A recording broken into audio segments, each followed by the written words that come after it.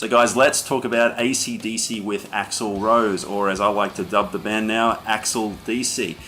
There's been some rumours in the news recently over the past couple of weeks that ACDC are looking to continue with new vocalist Axl Rose, and nothing's been made official from the band or any management, but there has been some rumours going on about that, and I thought it's probably a good time to start talking about my thoughts on ACDC and Axl Rose. So if you need a quick recap on what's gone down in the past year within the group, you may remember what happened was that Brian Johnson was forced to abruptly quit the band during mid-tour, during their Rock or Bust World Tour, and it forced the band to continue shows without him, and instead Axl Rose stepped in to finish the dates. Now, during the Rock or Bust tour, I didn't actually catch the group with Axl Rose. At this point, Brian Johnson was still in the group when I saw them live, and I got to say it was a 10 out of 10 gig all round, a fantastic show as ACDC have always put on throughout their career. And there was really no indication, I felt, that Brian Johnson was having a hard time struggling through the show.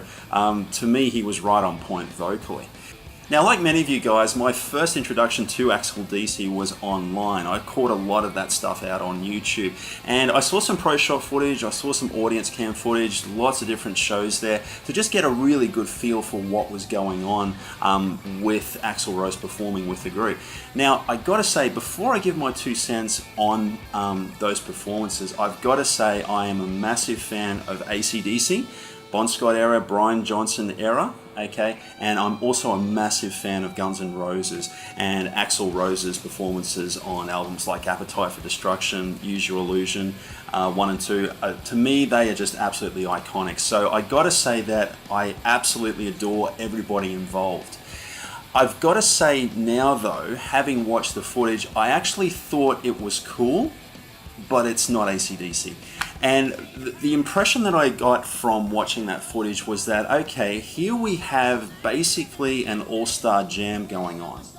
We've got an iconic frontman, we've got an iconic guitarist, and we've got some players basically sitting in behind these two performing ACDC songs. It didn't feel like ACDC to me, it just felt like an all-star jam. Vocally, I thought Axl was absolutely fine, though, I've got to say that. It's quite obvious he did do his homework on the material, and it was great to hear the band perform some of the songs that they don't normally perform live. I guess changing frontman has proven to be a great success for ACDC in the past, of course, with Bon Scott, his untimely death, and many at the time felt that Bon would be irreplaceable within the group, and that was the end of the group.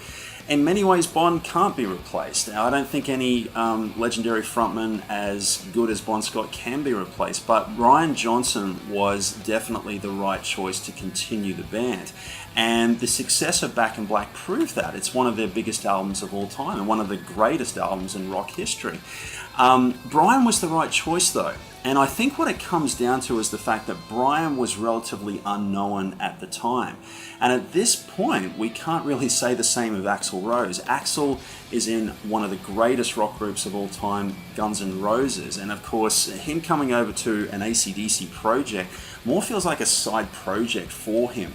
And ACDC are too big to be a side project, in my opinion. But look, I gotta say this. Brian's gone.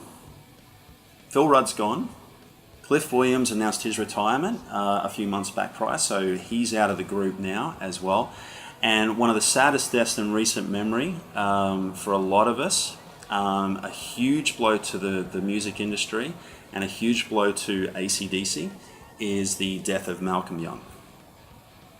And in my opinion, one of the greatest strengths and the backbone of that entire group is Malcolm and Angus Young. And at this point, when you don't have Malcolm, I think it's a massive blow to this band. And because basically everything started with those two guys. It's basically the Young brothers. That is, in a nutshell, that's what AC/DC is all about. Now, this is not to rag on Steve Young, who's been touring with the band since Malcolm exited the group a few years prior. I managed to see them live. When I saw the Rock or Bust tour, when it came to Australia, I saw a show with Steve, and I got to say, I think he did a great job. However, as a guitarist, and I know many guitarists can back me up on this, to try and emulate Malcolm Young's playing is near impossible. In my opinion, I think he's one of the greatest rhythm guitarists in music history. And one of those things where without that particular bite, without that accented way that Malcolm brought to the riffs, how he was able to get so much bite out of a rock riff without much effects, without much distortion or gain on the amps, is remarkable, and not many people can do it. Stevie has his own way of interpreting the riffs, and while it still sounds great, it still loses some of that backbone, that bite that AC/DC has. So it's good, but it's just not the same. And it gets to a point, and I feel very strongly about this, whenever you replace one band member in a group, something has changed now. The degree on which that it does change depends upon greatly their what they bring to the group, okay? And in many ways, without Malcolm, they've lost a huge chunk of what AC/DC is all about, in my opinion. So it just gets to a point now where you've only got Angus left. And while that's a big part of what AC/DC is, in my opinion, it's not enough to say, hey, this is still AC/DC now, with all the exits that we've basically had with the group. So I'd like to bring it back to Brian Johnson just briefly. I don't doubt that all the hearing loss that he has been experiencing over the past few years has been quite genuine. He went into great length about how he basically damaged one of his eardrums due to being around a lot of cars. Like, he has a love for racing cars and being around that sort of stuff. And of course, you are exposed to a lot of noise there, and couple that with touring with one of the greatest rock groups for 35 years and being exposed to a lot of noise there, it can take a toll on these muscles up here. So I don't doubt that all that's genuine.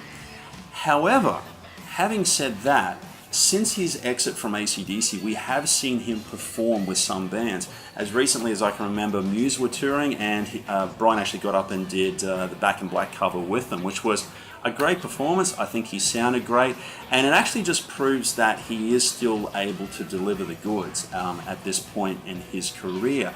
So when you see something like that, it actually has me question just how much the hearing loss thing has to do with his exit from AC/DC. Now look guys, you can take this rumor with a grain of salt. I have no official news to back me up here. This is basically just rumors that I have heard, and it was that Brian was actually getting a little tired of doing the big world tours, okay?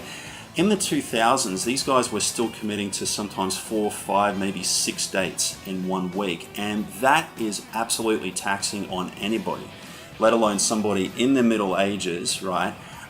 Life on the road is absolutely hard, guys. You've got to understand that. And I think it was one of those things where it's quite possible that Brian was actually getting a little tired of committing to that much of a workload and wanted to try and scale it back. As I said, I reiterate, there's no official news there, but it would make a lot of sense, given how hard these guys were actually working. So then you have to sort of ask yourself, okay, all right, so we have the hearing loss issue, but Brian can still perform live. Is there something else going on? There could very well be. Unfortunately, we can't see what's going on behind the scenes, so we don't have any evidence. However, it is very possible that that could have been one of the contributing factors to Brian's exit from AC/DC. So I have a couple of ideas. I think AC/DC could continue, okay? I think it is one of those things the band could continue while still keeping the integrity of the band intact. And no, that doesn't mean the guys going and getting holograms and things like that. That has nothing to do with live music. But one of the things that they could do is get Brian back, all right? And it's one of those things where, depending upon his full reasons for leaving the band, would be addressed. And I think it's one of the things they could scale back the world tours. They could still record albums and things like that. Still do shows, still do festivals, but maybe not what they were committing to during the early 2000s with the Stiff Upper Lip tour and things like that. And get Brian back in and still bring back some of that integrity to the group, where people feel like they're going to an AC/DC show and they know what to expect as a die-hard fan.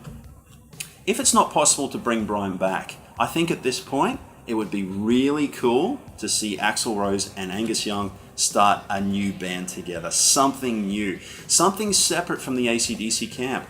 As I said before, ACDC are not a side project. They should never be a side project. If they can't continue as they have been, they should stop right there. But for Axl and Angus to do something new would be absolutely incredible. If there's a time a new band project should take the world by storm, it would be right now. And what better way than having two iconic rock legends team up to do something really cool. So guys, that's my thought on ACDC with Axl Rose, but what are your feelings on the matter? How do you guys feel? Let me know in the comments below whether you think that they should continue or not with Axl Rose, or whether they should bring Brian back, or whether Angus and Axl should start a brand new project together. I love hearing from you, so like and subscribe, and until next time guys, always remember, support the artist, buy the music. Rock on.